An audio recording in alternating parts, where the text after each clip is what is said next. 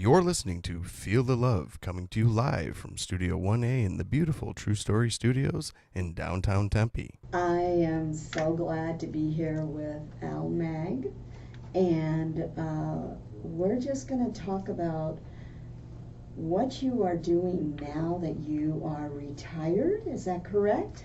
I'm probably the worst example of a retired person you're going to meet. The worst example. Okay, go ahead and bring in the microphone in really close to the mouth. Okay.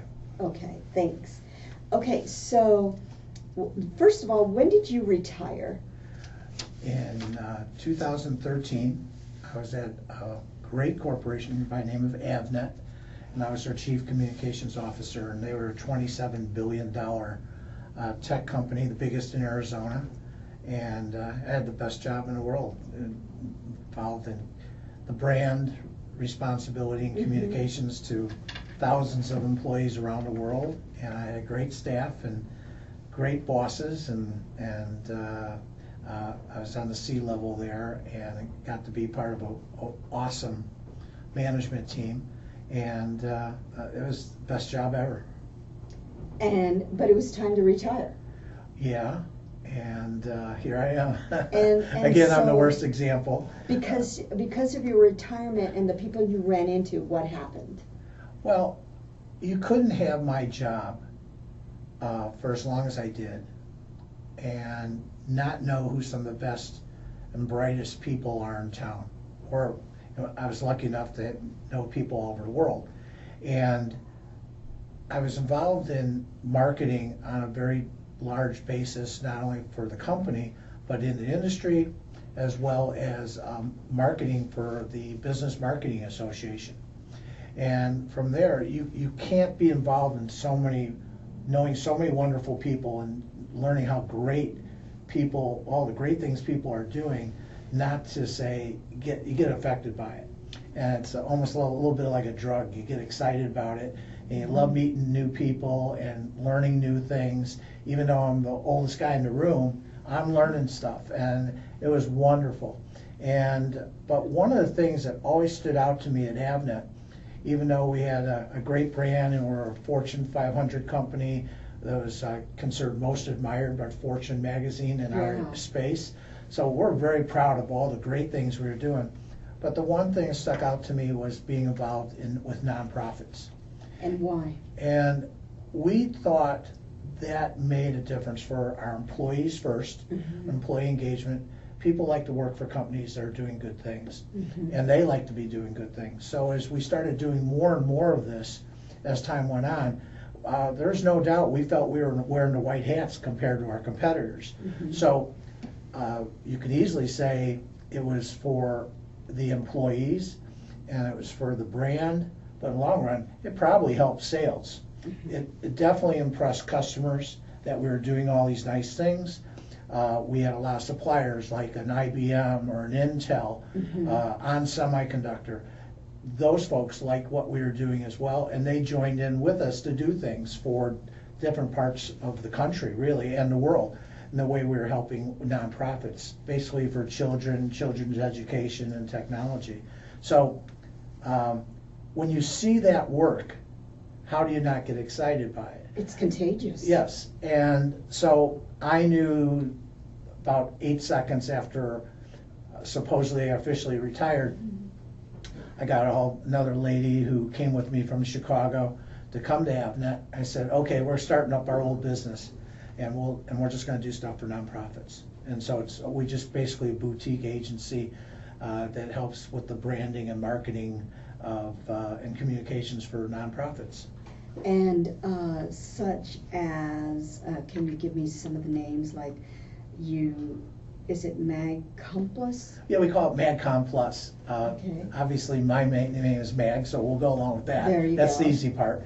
The com is communications, and the plus is, there's only a few of us. I have two wonderful young ladies who help me, and they keep me under control and contain me a little bit. And my son is also involved, and he's a videographer. Oh, okay. And so it's just really the four of us. But with all the things that are asked of us, Mm-hmm. you You have to know how to prioritize what is important and what can be done. and who's going to do it. And so we, again, couldn't add my job not to know who some of the best and the brightest are, both in Arizona as well as around the country. So at times, the plus is who we're bringing in to the fold to help us on different projects. Nice. And what about the boys and girls clubs? Well, I'm very blessed to have a variety of nonprofits that I'm over the moon about, but the Boys and Girls Club of the East Valley, they're very special. It's a wonderful group led by a lady that is absolutely wonderful. Connie Perez and Lisa Ellis are the two folks that we deal with. Lisa's in charge of marketing for them, and we help them with their PR, basically. But it's not very difficult to show up and want to be more involved with them. It's contagious. They have about 12 clubs locally Right. in the East Valley, in the East Valley, and some of their kids are just all of them. They're so brilliant, and they're learning so many things. They're in a safe environment. They're doing great things to be better citizens. I mean, they're having fun. They're doing better in school. Mm-hmm. The stats are all very positive on how the Boys and Girls Club can have an effect on them. I wish, I'll be honest with you, my son's 32. I wish I'd known about the Boys and Girls Club.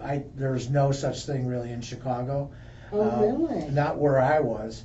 And then when I came here, I just thought it was, it wasn't that big of a deal. I wish I'd known about it. I would have tried to got him involved. Oh, because you think he would have flourished participating in it or leading? I think he would have loved it. Yeah. Oh, I mean, see. he was my son was a Boy Scout, and he became an Eagle Scout, and I saw him with other groups that he would lead them at times. So I think he would have really enjoyed the experience, what I see at the Boys and Girls Club. So if you have kids out there that are bored to tears or just wondering what they're doing, I would get them involved. Well, yeah, because they even have summer programs. Yes, in fact, They're we're starting to work on it. fantastic. In fact, I think we talked them into saying, why don't you call it like a staycation, for a summer staycation. Yeah. And so we're working on something like that right now. Well, and even though your son wasn't participating when he was young, he's giving back now. Well, he's involved in a lot of other stuff, but bottom line is, if you haven't heard a lot about the Boys and Girls Clubs, you're probably from another planet. Right. I think the thing is how much affinity you have for them, or how much do you really get to know what they're doing. When you start learning what they're doing, you may want to get involved either physically as a volunteer or obviously as a donor or a sponsor. It's the money is well spent, and the folks I get to know from the club leaders and so on, they're pretty special people. And what about the Arizona Golf Association? Oh, that's Are you a golfer? I used to be. You used to be, okay. My body has fallen apart as years have gone by, so I could probably putt or do something like that, but I'm not good for 18 holes anymore. Miniature golf is probably my game. And what happened was they were a very strange request. The gentleman, Ed McGowan, who runs the AGA, got me one day and said, we are having a problem reaching young people. Wow. The average age of golfers is 55. Right. That's young to me, but go Yeah, on. well, yeah, for me, yeah, me too. So that's a good point. I gotta remember that one. And we started looking into it, and it was something we'd already kind of saw when I was with this Business Marketing Association. I was the chairman with them for a while, and started realizing that the average age of these marketers from around the United States were older as well. And they were trying to get some of their young staffers involved and so on. So a few of our organizations throughout the chapters, if you call them that way, around the United States were doing young professional groups. And they wanted to do things together, but not the same way the traditional clubs or chapters were run. And we started learning from that. So we took those same ideas and tied them to young professionals here. When I say young professional, I do not mean a college student. I mean someone out of Right. college, first job, second 25, job. 30. Yeah, 22 to in the early 30s. Right. And they are looking to network. They're looking to have fun. And Mhm. golf is fun. But I think they feel, and I've seen the research, not only by us, but others, They're where intimidated by golf. Uh, It's yeah, so well, much to learn. what you learn, the cost of the clubs, Yeah. cost to play, how much time you put into it, and they don't want to end up with an old guy like me wearing yellow pants and a black and white shirt like you're a jockey somewhere, Right. So, they want to wear blue jeans or shorts and cutoffs, and I don't think they want golf shoes either. Right. So we started looking into all this, and we started working out with, the first one we hit was the Mesa Chamber, they're trying to get young professionals. And we did a golf program called Happy Hour Clinics. Nice. So it's 90 minutes. They're going to play golf for 60 minutes. They're going to learn how to play golf, putt, drive. Right. And trust me, out of 15 people that showed up, there were 14 didn't play. Only one was a golfer. And some of these people couldn't hit the ball. But within an hour, they were hitting it far, straight, and they were Nice. putting very, very well. So they did learn something. Right. They had Even good at teachers. that age. Yeah, there was a gentleman named Corey LaRusso was teaching them. They really enjoyed it, and then they networked, Right. and they just had some drinks, got to meet each other, and so on.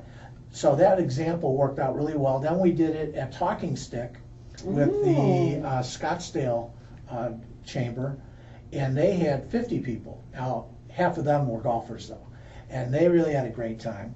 And now we're expanding that, and we're Phoenix Chambers signed up already, and we have another couple large groups that are young professionals who are playing sports. They're not playing golf. We're going to sign up with Right. them, and they have thousands of members. Baseball, They're playing softball. tennis, They're playing volleyball. kickball. They're playing stuff I didn't play when I was growing up. And they seem to have a great time. A lot of people playing, and they like to drink too. Bowling. I don't know. I don't remember seeing bowling on the list. Well, But just bottom line is, we offered them the idea that we could have consistent yeah. events where they could bring in people, and then maybe a league. So this could work out really well. So we're very excited about this program. I think that's pretty awesome. So we're working with Chris Montgomery over at the Arizona Golf Association, and he's making sure this happens. Wow. Okay. What is the Miracle League of Arizona? The Miracle League is very, very, very special. I have had my own toy foundation with my wife and son for 29 years. We started in Chicago, and we've been doing it here. And you'd think that'd be my number one thing. And we raise money for kids that need toys or memories. We'll send them to sporting events. We'll do what we can do to help kids out at all ages, even some adults Are sometimes. there any parameters to that? I prefer that I don't give it to large groups, Right. because I don't want to be a drop in the bucket. I want to give it to people money that's going to make a difference. $500 to one group won't mean a damn Right. thing, or $500 Right. to a person who might be a single mom who has 2 or 3 kids Right. at Christmas time can make a huge difference. Right. That's the parameters we have. Okay. So that's where we're headed. So And- you'd think that would be my favorite thing. Right. No. What's the, your favorite? The Miracle League. The Miracle League. Okay. I got conned into this thing. I was going to a restaurant. Conned. Yes, absolutely. I was going to this restaurant in Scottsdale, which isn't around anymore, and the restaurateur noticed I was wearing a Cub hat, so I'm a Chicago Cub fan forever. In fact, I still have my season tickets there, even though I live here in Oh, Scottsdale. really? Yes, and Bear season Do tickets. you go? I'm only going to go to one game this year, unless they get to the playoffs. So I don't get. And do you go to the football games? No, I haven't been to a game in a couple of years. But you have season tickets. Well, see, when you have season tickets in Chicago, you do not give them. You do not give them away. No, you got to die first. Right. So no, you do not give them away. because Wow. you'll never get them back. Right, So, right. and I waited, 30 years for them You to just get. never know when the opportunity may come that you need to go check it out. Well, I hope to go back for another World Series. I mean, I got to You go to never one know. in my lifetime, Right. and I used to have this brick. Well, I still have a brick at Wrigley Field saying, "Please win before we die." And Oh, thank goodness they did. That's Uh, too But the Miracle League is just fascinating. This gentleman just said he was a Cub fan as well from Chicago, and he'd say, "You got to see something I'm doing." And he told me what it was. I said, "I'm busy." It's probably the only time I said no in my life. And I just said, "I'm really busy. I don't think I can help out," and so on. And eventually he showed me a video about a Miracle League in Atlanta. And I was like, oh God, I make these videos. You know? Oh. And I was like, okay. So I showed it to my son. My son cried while I was watching it. He said, I'll do it. So he did the video for free for him about what they did there. And it is basically from about 5 to adult, any handicap you can think of. So they're all special athletes. And I've seen blind, one arm in wheelchairs.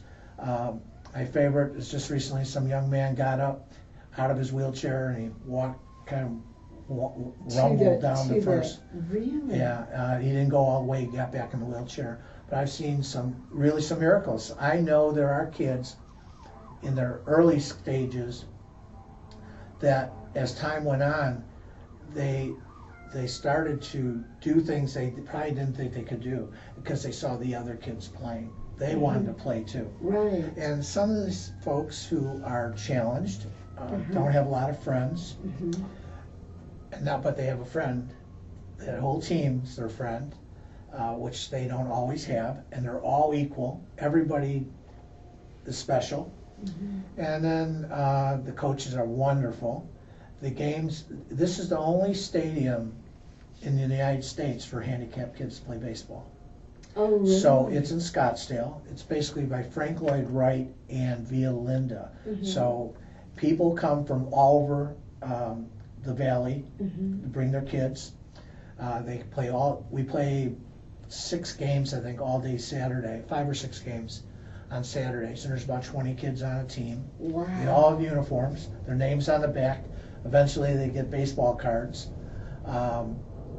They all get their own walk-up music. Nice. They have sing "Take Me Out to the Ball Game." They stand at attention for the American flag, the Star Spangled Banner for every game. And this is a stadium where it's stadium seating, and people come and they root for the kids, all of them. It is one hell of a place to see in action. And so this guy conned me into doing it. And I was driving by all the time. It's not far from my house, and I'd see this thing being built. I just kept going, what the hell? Scottsdale people are nuts. I live in Scottsdale.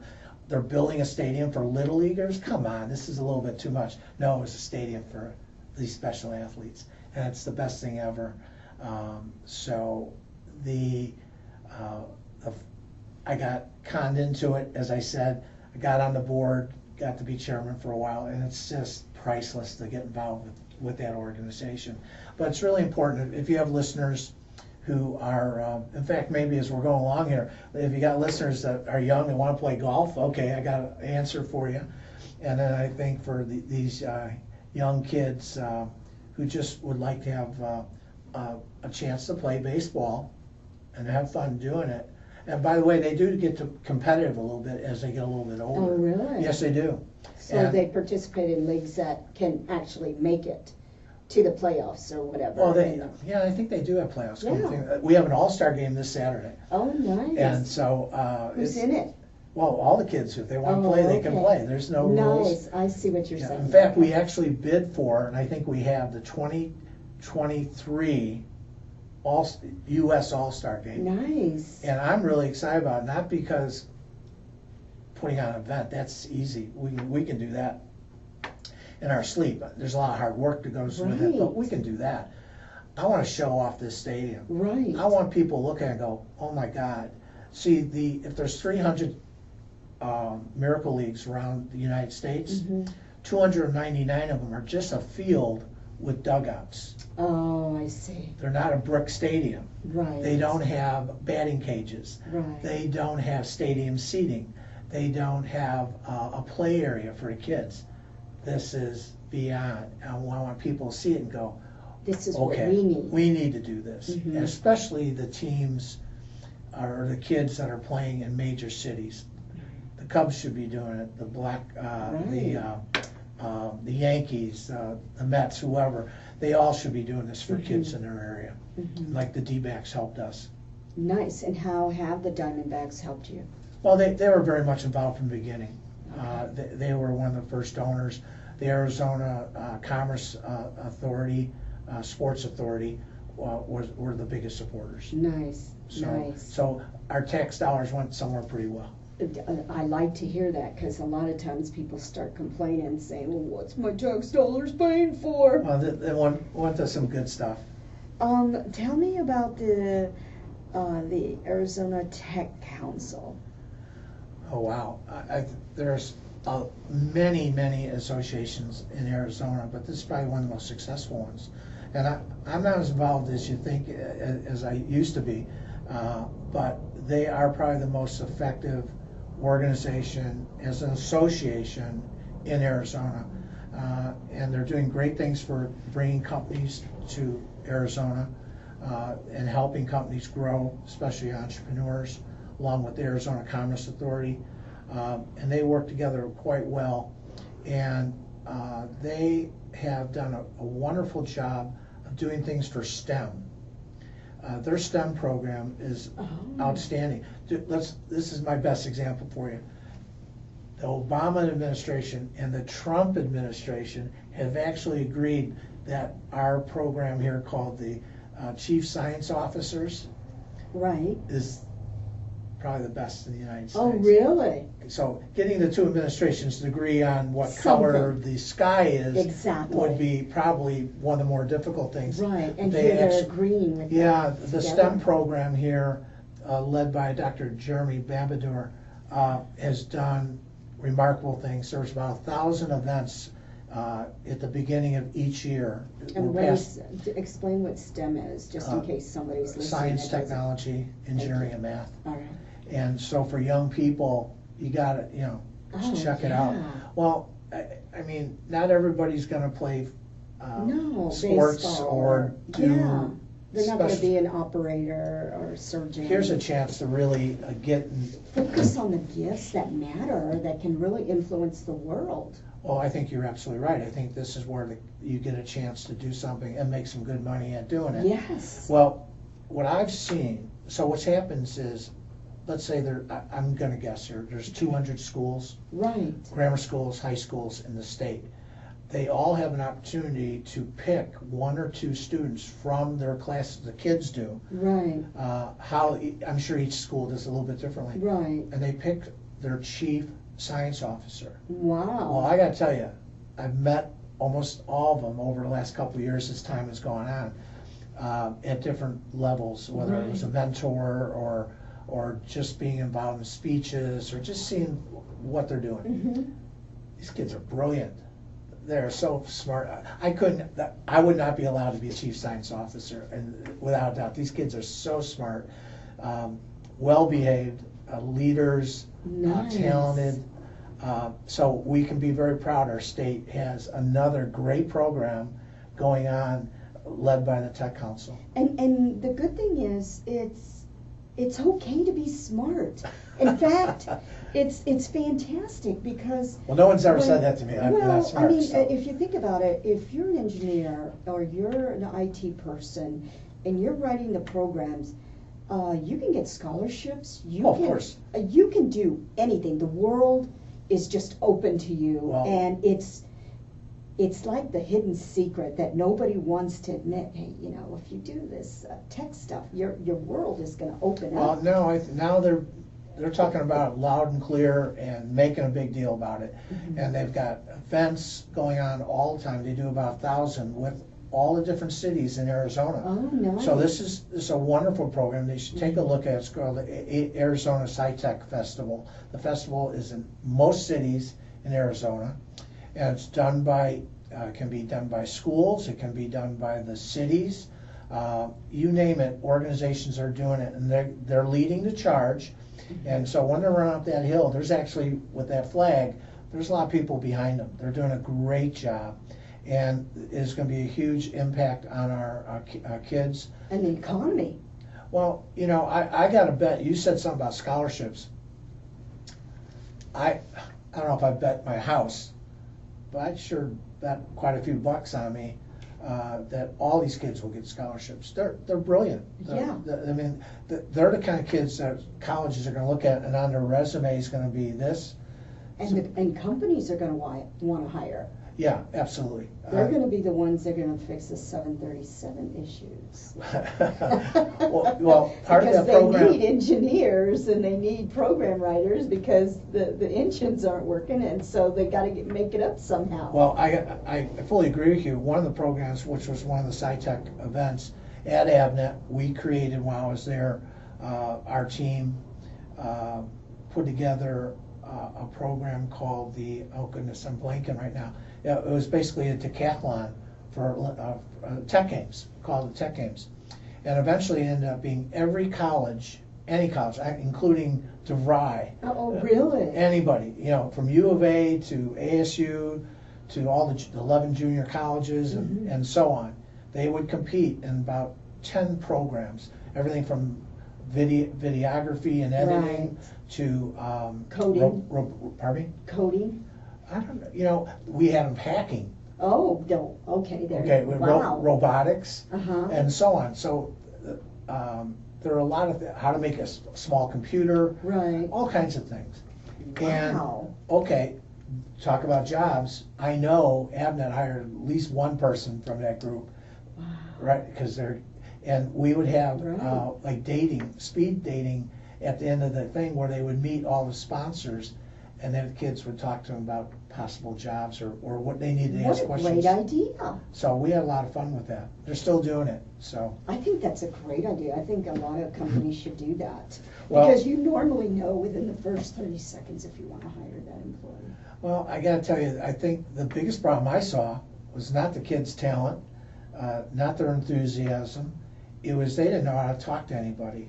They weren't, their social skills were pretty poor, to the point that after a year of this, after seeing it, we actually started having an hour session with the kids and going, this is how you talk to somebody, this is how you present your resume, or have a resume with you, or, you know, this is how, just shake hands and ask, here's a question you can start, and they're gonna, but I think what happened is all these leaders from these different companies would realize the kids were awkward and didn't have a lot of social skills. None, and they would keep the ball rolling, and so it was probably as important to do that for them as anything. Yeah, because then they don't feel so rough around the edges.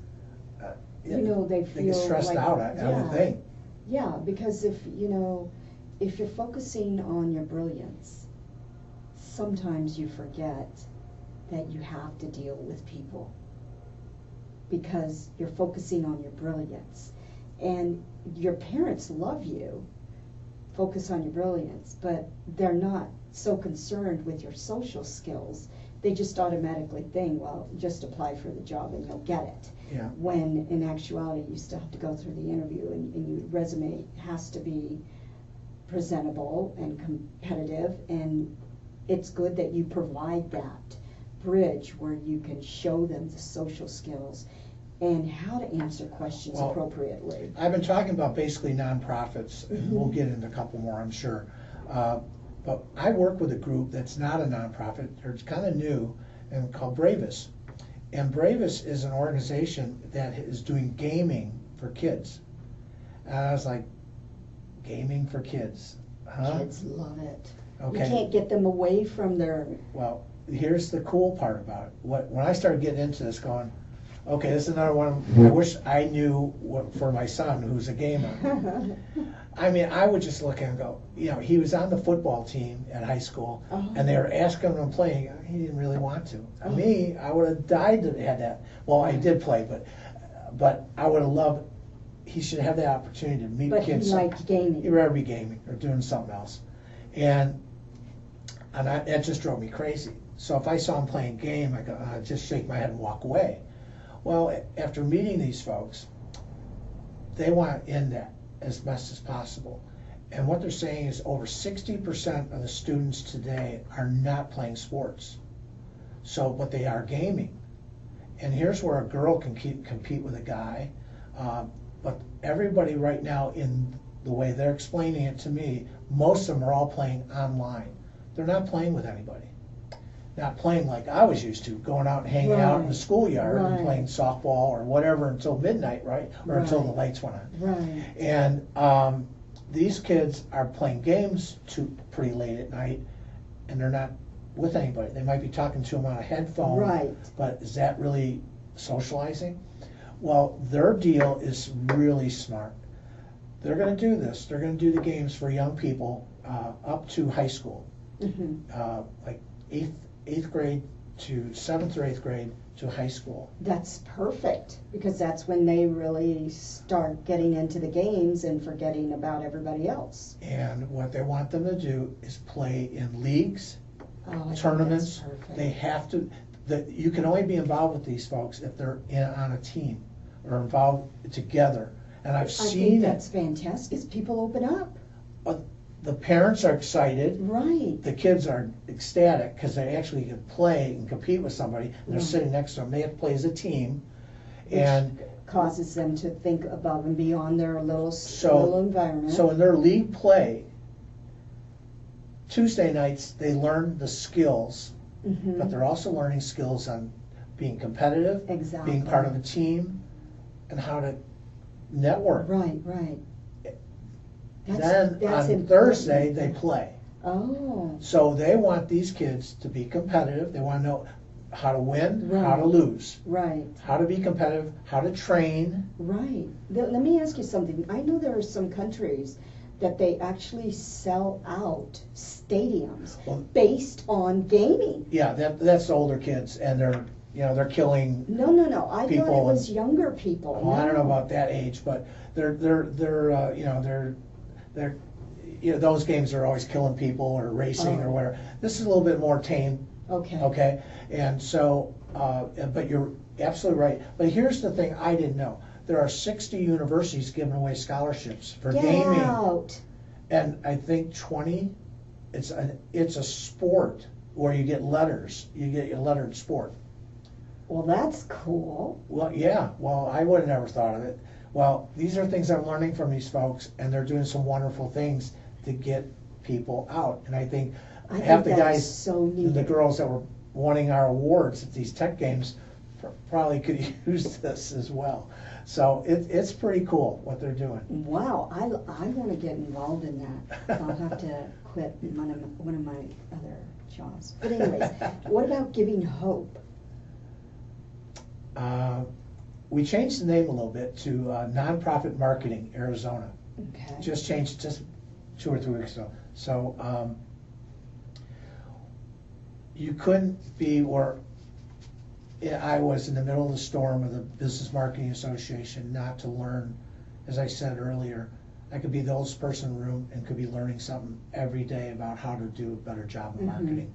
I don't care if it was direct mail to online to digital marketing, video, advertising, PR. There's 20 plus tactics, and I would learn something from all these different people. And you have to be a fool not to. Well, I felt as though being involved in nonprofit space, too often, executive directors are afraid to spend money on marketing. They feel as they raise the money and no one wants them to spend it on something frivolous as marketing. Boards don't get it. They don't want them to spend money either. And that's fine. But if you don't spend money on marketing and you don't tell your story about who you are, how you're impacting the community, what the benefits are of giving money to you, and you're going to do something good with it and make a difference in the community and the world. Nobody's going to know. Yep. You got to get that secret out. It's all silence. And so I felt as though, having been involved in this Business Marketing Association again and seeing all the cool stuff going on, Well, there's a lot of cool stuff going on here, in Phoenix, not counting Arizona. Mhm. So we have a newsletter that goes out every other week with, it says it's only 2 minutes. It'll take you 2 minutes or less to read the thing. And it's about clever ideas Mhm. and cool things that are going on. We're not talking about galas. We're not talking about golf outings. We're talking about cool things people are doing. One of the most fun things I've seen recently was somebody put on an event, a ping pong tournament, and they raised money.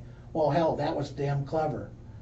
Yeah, Okay? it is. And I'm seeing, one example we threw out the other day was, right around tax time, I must have got 12 white envelopes saying, give money to us, okay? Your tax dollars. And so I took a picture of them. They all look the same.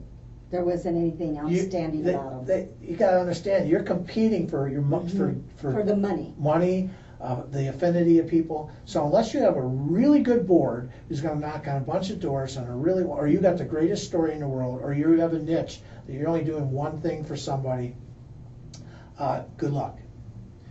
Okay, we do know all the body part problems. Mhm. Okay, chances are the people giving money to them have been affected by that with their family or friends. Okay, that's where that affinity starts. But for people doing other nice things, a lot of people are doing nice things, including the Miracle League, Boys and Girls Club, Right. and another group I'll talk about.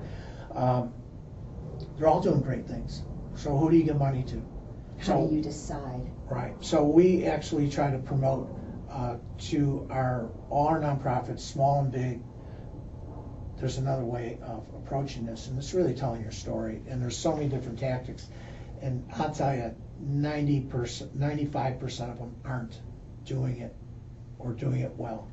And so it just makes my head, I feel like a bobblehead. My head's going to fall off one of these days. And so we try to help who we can.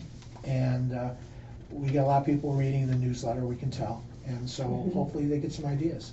Now let's talk about veterans. Okay. I was really blown away how small it is, because you guys do wonderful, huge things. It's not just little things. They started out small, I gotta tell you. It was 2008, our CEO, Mike Bocaretto, was at the Super Bowl. And he wasn't very happy when he realized that the color guard was asked to just go off to the side. They didn't have seats for him. And No way. And during the game, the seats next to him were vacant. So he gave them to the color guard, right? No, they weren't his tickets. He just said he was getting more upset, annoyed as time was going on. So part of some program he was involved in, he was a Navy vet, and he was working on a master's, and he did a program about starting a business. And he just said, I want to start a business, give tickets away. Well, he actually did it. Well, for the first year, I think they were doing everything out of their garage, literally. Wow. And they were getting in tickets. I think I'm surprised they weren't arrested like they were selling dope on the streets, because they would be giving people their tickets in the middle of the night, or wherever they could meet them, or mailing them to them. Right. Well, that was 15. They had 1,500 members, I believe, in the first year, and now they have 1.2 plus million. Wow. And this isn't just for Arizona, it's worldwide. No, this is global. I mean, just U.S. I can't Just do global. US, okay. And so there are over 22 million veterans, current, about 2.3 is current serving. Mhm. And so we are here to support current serving, all military, including Guard and Reserve, and of course veterans of all eras, and the caretakers of the veterans. Nice. And so it is a wonderful story of how he said, I just want to eliminate some stress, make things affordable, easy for the vets they've served. I want to serve them. Oh, nice. And so he started, I can't imagine what his pitch was in the early days. I can't imagine walking up to the D-backs, who was one of their first donors. Hey, I'm starting this thing. You give me some tickets, I'm going to give them away for free to veterans. I'm sure they probably looked at them a little strange. Well, today it's a lot easier story. In fact, when I first met them, I was at Avnet, and I started giving them tickets because I liked their pitch. Okay, we had extra tickets. Tickets were in my control. Mhm. And eventually a young lady working for me said, they're the only people ever say thank you. Oh, really? I said, okay, our employees don't say thank you. Our customers don't say thank you. Like, screw them all. Give them to the veterans. So we Right. kept giving more tickets, and eventually, I won't bore you with a long story, but eventually they approached me and said, would you like to help us do? So I said no twice in my life, the Miracle League and this one. And I was like, And they convinced you to say yes. they waited, I think, about an hour after I was retired, and they were my first client. They said, would you now help us? I was like, sure. Why wouldn't I? Because I thought their story was terrific. Right. And well, they didn't have 1 million members then, so that's about 5-6 years ago. And they didn't, I think they had served up, they had, I think, 200,000 members, and they had not given away 1 million tickets yet. Well, now they've given away we're getting close to 7 million. Wow. And Live Nation gives us 1 million. Really? So for concerts and so on. So now you can start thinking, okay, the D-backs are a great donor, the PIR, whatever the racetrack is called now, the ASU, U of A, the Coyotes, the Suns are huge supporters. The Cardinals help out as well. They're sold out more often, so they're a little bit tougher with them. But most of these teams are very, very appreciative. College pro, we think of probably every sport, the Rising as well. I mean, whether it be pro, the minor leagues, and then you get into the opera, the symphonies, Nice. the arts, Yeah. the theaters, comedy clubs, and then it can be the biggest entertainers in the world are giving us tickets. Sometimes them individually, No way. and sometimes the venues, the theaters, and Right. so on. So, or the promoters. And I think what happens is we're now doing things electronically. We're probably giving away Right. 1,500 tickets a minute. The rate we're going here. Really? I mean, it's thousands a day, obviously, and we're doing everything electronically. So when I said as we grew and evolved, we're almost like an IT company, a Mhm. software company Right. that just And distributes what are tickets. the parameters to get the tickets? It's pretty simple. If you want to be a vet tixer, so if you're out there, you have a family member that's a vet and would like to join, you just sign up, and we get you verified by a group called ID.me. ID.me. And by the way, we're involved. In fact, here's our one of our Vet Tix promotions. Nice. Nice And young this lady is there. about, Okay. yeah, Okay. 1 million And what- vets registered. And I Wow. want to show you this one. We just added in August first responders. Nice. Okay, so I think we have about 50,000 first responders now. So here, we'll just put That's this up. pretty awesome. I like So- that. So it's a wonderful story, and we have these folks. Let's see, I gotta get it straight here. So we have been getting tickets for these folks. When they sign up, they get verified. Right. So when they get tickets, we basically have asked them 2 questions. How far are you willing to go for a ticket? Okay, would I go to Tucson for a ticket? Well, no. Somebody else might say yes. Right. Would I go Or to- California. Would I go to LA or Las Vegas for the right ticket? Yeah, I probably would. San Diego, maybe. I don't know where I'm going. Okay, Right. so I might I did not serve, so I'm not allowed to be a vet tixer. Oh, And I don't okay. get any tickets either, so. Okay. But the bottom line is, you tell them how far you're willing to go. Nice. Is it 30 miles or 300 miles? Then, what type of tickets you looking for? You may be just looking for kids entertainment. Right. Or Legoland. Yeah, that type of, what's going on. Or you may want just sports, Right. or you may want just concerts, or you may want to look at everything. Right. And I had a vet tixer tell me the other day, he says, tickets are so expensive now to go Oh to my God, anything. I know. And he says, I can't afford to go. You guys help me afford to go. And one of the things I did with my kids, I went to a ballet, and he says, I wouldn't go to a ballet ever. And he said, but I thought for the price, I'm gonna take him. The girls love the ballet. Oh, So here's a chance for somebody to do it. We're really helping out a lot of people. We have a phrase, chief entertainment officers. So could be a wife, could be a spouse, man or woman, depends, can be deployed. Mm-hmm. Or if they're not deployed, I'll continue here, that if they're deployed, well, okay, what do you do with the kids? Mm-hmm. Yeah. So you're looking for affordable ways to get out. Right. Well, another thing we do to help out people is they might have moved to a new city. Right. What I understand from our research, about military people move 7 times in their careers. Right. Well, you get to a new city, so what do I do here? Well, VetTix can help. They'll get there and go, okay, well, here's all the tickets I can go to. Well, okay, and when they usually go, there's other VetTixers around. Right. So they get to meet others, and so they start getting some friends, okay? Another way is date night. Just get a date. Right. Here's a chance to go out. And so there's different ways of just keeping the family unit going and Mm-hmm. be a friend. So basically, at some point in time, they ask for their tickets. And depending on if it's you can probably put them A, B, C Mm-hmm. categories. You can guess what a C ticket is. You can probably get those pretty readily. If it's an A ticket to possibly see U2 or Rolling Stones, well, you're probably going to be in a lottery. Oh, And then okay. That makes so sense. I won't go through all those kind of details, but you go into a lottery and you either earn your way into that lottery or you gotta keep hanging in there until you eventually win. Right. But I would think baseball tickets and some of the others are a little tougher, but we have good lotteries. Wow. So so you get to go.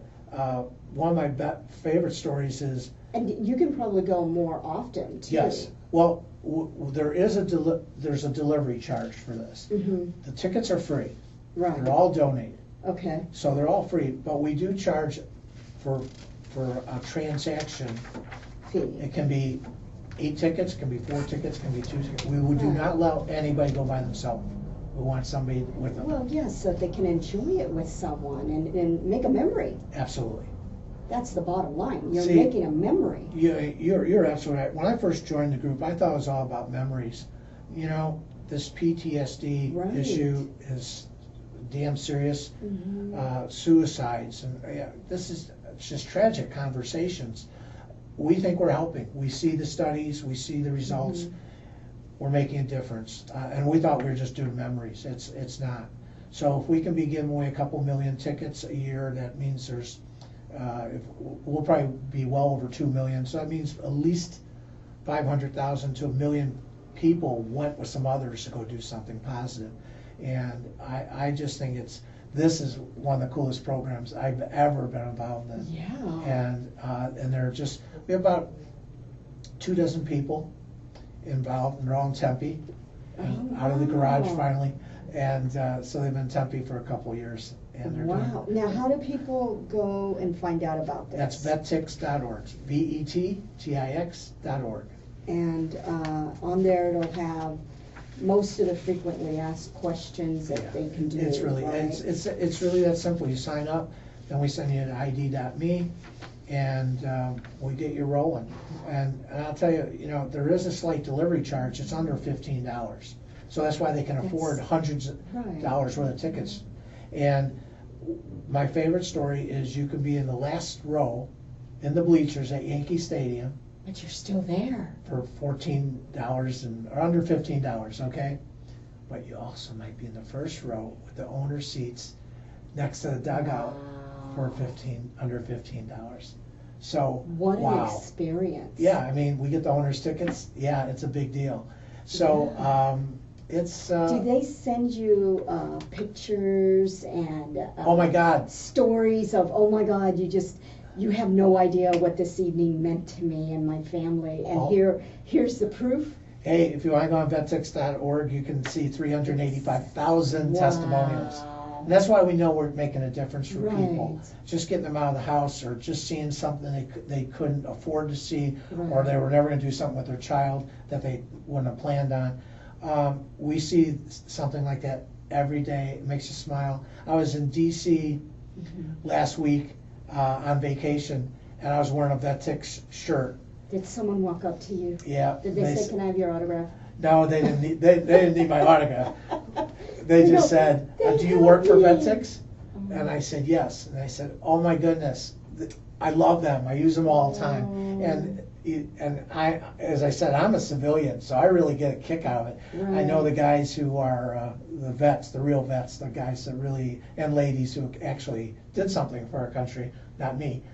I just pay taxes. Well, So- no, but that's a wonderful contribution, giving back, because you don't know what someone is going through, especially with a veteran, because when they get out, sometimes they're at the bottom and they have to reinvent themselves to get a job, and they're looking at their families saying, well, we can't do anything fun right now because I can't get a job. So this might be an Fully opportunity agree. for them to just, okay, maybe if I go out and clear my head, I'll get a new perspective, Well, when which you- sometimes you need. Yeah, when you had probably a very disciplined, rigid life, and now you're off into the wild, wild west, you go, okay, you know, What do I do now? what do I do now? Jobs obviously important, safety and that your family and everything is all, you know, where you're going to eat next, all that. But having some fun, getting out, and not being, you know, gaining some memories, lack of, you know, get the stress out of the way. Hopefully we can help everybody as we do this. So right now we've been doing that at a pretty good clip. I think that's fantastic. They are But story. you have to register through your website, which Yeah. makes sense because you don't know They have if to be somebody's verified. lying. Well, Which makes sense because, you know, if you can't take the time to be verified, come on. Yeah.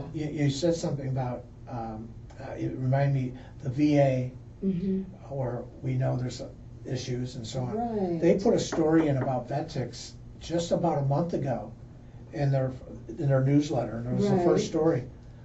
58,000 Oh, I'm not people surprised. signed up Oh, I'm sure. that day, those 2 days. It was Wow. like, we averaged like 1,000 people signing up. Oh, so this was like, Whoa, whoa. yeah, so, like I said, there's 22 million It vets was out the there. only I don't know good if we're thing. gonna get 22 It was- million. It was the only good thing that the VA did. No, I'm teasing. Oh, I didn't say it. Oh, I'm teasing. But that's good that the VA got it out there because, you know, They see how we a can lot help. of veterans strictly go by reading.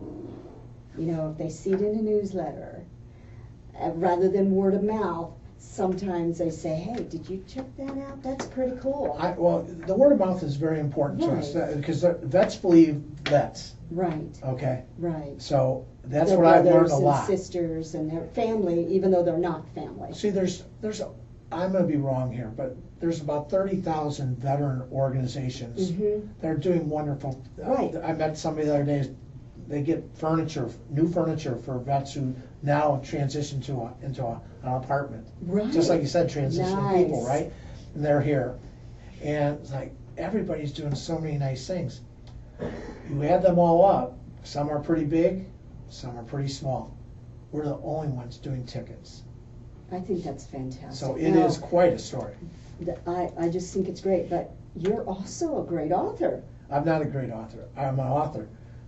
I always I think- say I'm great. No, I introduce myself as the great Irma. Somebody's going to believe that one day. Okay, well, see, So, maybe somebody's gonna believe this one. this is why I'm saying that you are a great author, because what you're talking about in this book is not depending on social media for all of your marketing or your public relations. You need to actually go out there and do something about it. Is that correct? Yeah, no one's ever built a brand because of social media. You just don't. It's impossible. Is it helpful? Yes. But I'm more into, the book is called Social Media Isn't Social. Mhm. And what I'm trying to say in here, I think there's two parts to this book. It starts out with me being laughed off a stage at Avnet when I brought up the fact we should be doing social media. Oh, really? Oh yeah, they just thought I was a lunatic. And I go, no, we're a technology company. We should be using technology to tell our story a little bit, and enhance our efforts. And I basically got laughed off. Well, it's like, okay, fine, being half Italian, I knew I'd get even with them. And so I planned out my attack eventually, but guess what? The companies eventually did it, so I won't bore you how we got them to do that. But the point is, it's a way to tell your story in a different way. It's a way to stay in contact with people you might not have been in contact with in a long time. I do believe in the cartoon, hey, that person had 1,000 Facebook friends, but only 3 showed up for her funeral. I do believe that. Just because you have some Facebook friends don't mean they're ever going to help you. In fact, we talked about my toy foundation. I have asked for donations for years. Through Facebook? Yeah, and stuff like that. And these people I know pretty well. I've gotten very few, if at all, any donations. Yeah, you couldn't go to Peoria with the money I've raised from Facebook. It just isn't going to happen, at least for me. Okay. So I'm not a big believer in all that, but I did tell my story. People do know about what we're doing. Well, they might show up one day and come to it and do something else for me. Yeah, I think that can happen. But it's about using technology correctly. It's using it right, using it both getting people, attracting people, telling your story, and it will work. But I'm also saying, put the damn computer down. Right, Sure. and do some social interaction. Put the phone down. Right. Go do something. Join a club. Right. Join Irma's club, whatever, and go bowling. Right. Get involved with people. Right. Get involved with nonprofits, and it'll just make your day so much better. Right. You're gonna have more friends that way. Chances are the people you're gonna meet that way are gonna show up at your funeral, Right. where the ones on Facebook probably are not. So I truly believe, get out, enjoy life, but still do social media a little bit. Well, thank you so much for coming. I really do appreciate you. And remember to be kind to one another.